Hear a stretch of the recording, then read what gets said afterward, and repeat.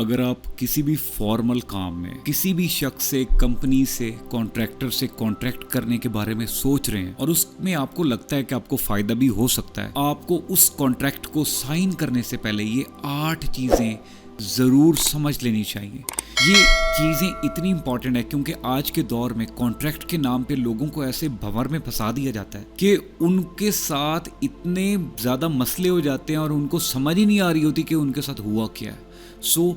किसी भी कॉन्ट्रैक्ट में इंटर होने के लिए आपको इन 8 चीज़ों को अपने दिमाग में डाल देना चाहिए और ये चीज़ें आपको बहुत बड़े बड़े नुकसान से बचाने के लिए बहुत इंपॉर्टेंट साबित हो सकती हैं। नंबर 1, सबसे पहले आपने जो भी कॉन्ट्रैक्ट जिससे भी करने जा रहे हैं, वो कोई कंपनी के साथ आपका किसी भी कैपेसिटी में कॉन्ट्रैक्ट हो रहा है, सबसे पहले साइन करने से पहले आपने उनसे कॉपी मांगनी है कि that give me the copy to read. आपने फौरन इमीडिएट साइन नहीं करना कि आपको फौरन जाएंगे और आपके सामने वो कॉन्ट्रैक्ट रखेंगे और आप साइन करके आ जाएंगे। इससे बड़ी ज्यादती आप अपने साथ कर नहीं सकते। So first of all you just have to ask for the copy to read.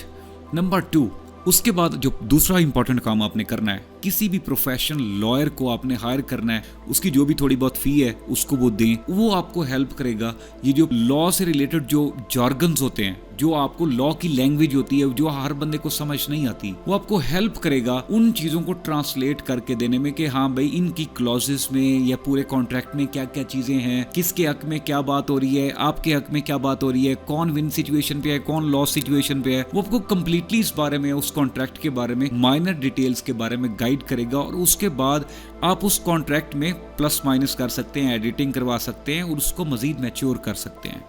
Number 3, सबसे पहले जो आपने उस लॉयर से भी समझना है, उससे जो भी उस कॉन्ट्रैक्ट में जो कंडीशंस लगाई गई हैं, अक्सर हम एड्स देखते हैं ना चलती हुई, और उसमें हल्का सा पतला सा कॉर्नर पे लिखा हुआ आ रहा होता है terms and conditions applied. The point is कि ये वो चीजें होती हैं जो अप्लाइड होती हैं और वो इतना नुकसान पहुंचाती है और हमारी नजर उन पे इसलिए नहीं पड़ती क्योंकि वो बिल्कुल नुक्कर पे डाली होती है, उन्होंने छोटा सा करके लिखा होता है, लेकिन उन्हीं में ही सब कुछ होता है। द पॉइंट इज वो लॉयर आपकी हेल्प कर सकता है टर्म्स एंड कंडीशंस को समझने में कि आप फलां कंडीशन में आप फलां प्रोसेस में होंगे या आपको लॉस विन जो भी है, जो डील होगी उसमें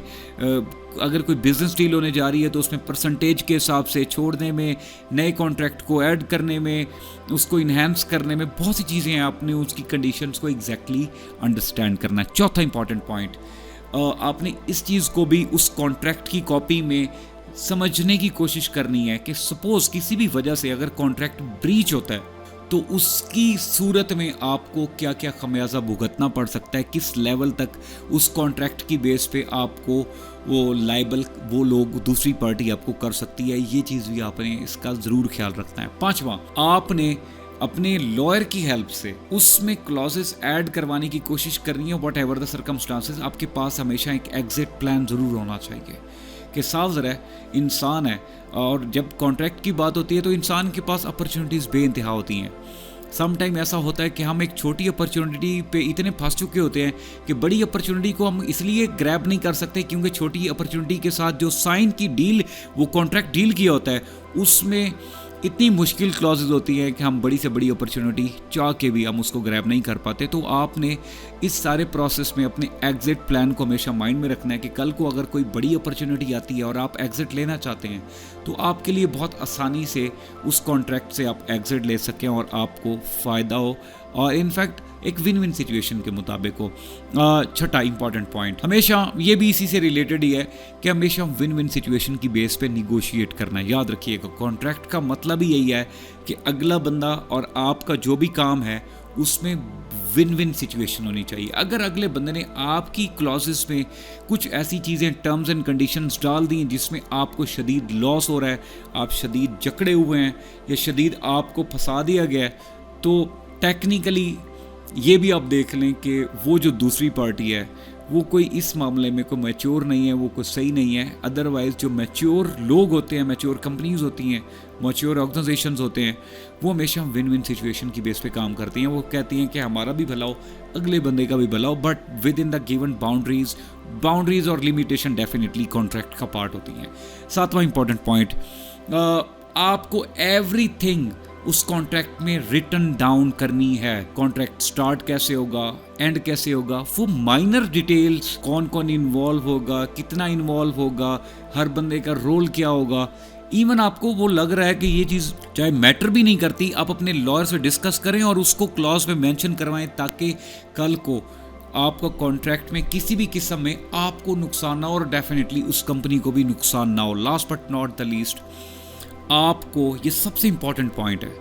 इस चीज़ पे भी अटेंशन देनी है कि आप जिसके साथ कॉन्ट्रैक्ट करने जा रहे हैं, वो किसी भी कंपनी की तरफ से जिसके साथ आपका कॉन्ट्रैक्ट हो रहा है, उसका उस कंपनी में क्या कैपेसिटी है, क्या डेजिग्नेशन है, किस कैपेसिटी का वो बंदा है जो आपके साथ कॉन्ट्रैक्ट में इन्वॉल्व हो रहा है। कल को खुदा ना खास्ता अगर वो कंपनी भागती है या आपको नुकसान होने का खदशा होता है, तो क्या वो बंदा जो आपके साथ कॉन्ट्रैक्ट में इन्वॉल्व होता है, क्या वो पे कर पाएगा? सम टाइम ये भी बैड कंपनीज की, द बैड फेसेस का ये काम होता है कि अपने फ्रंट मैन्स को इन्वॉल्व करके उनसे ही सारी कॉन्ट्रैक्ट करवा देते हैं, हमेशा अपने आप को बैक एंड पे रखते हैं। और कल को, क्योंकि ऑफ कोर्स माइंड में तो उनके नेगेटिविटी होती है, और कल को कोई मसला होता भी है तो वो तो ओपनली बोलते हैं कि हम तो इस कॉन्ट्रैक्ट में इन्वॉल्व ही नहीं थे, फलां बंदा था, आप उसको जाके देखें and he is liable to that particular thing. So अपनी इस चीज़ को भी मेक श्योर करना है कि कॉन्ट्रैक्ट साइन कौन कर रहा है, वो उसकी वो क्रेडिबिलिटी है कि वो उन सारी चीज़ों को ओन कर सकता है कल को, इन केस के आपको अगर कल को कोई मुश्किल आती है। 8 चीज़ें ये आपको बहुत भारी नुकसान से बचा सकती हैं।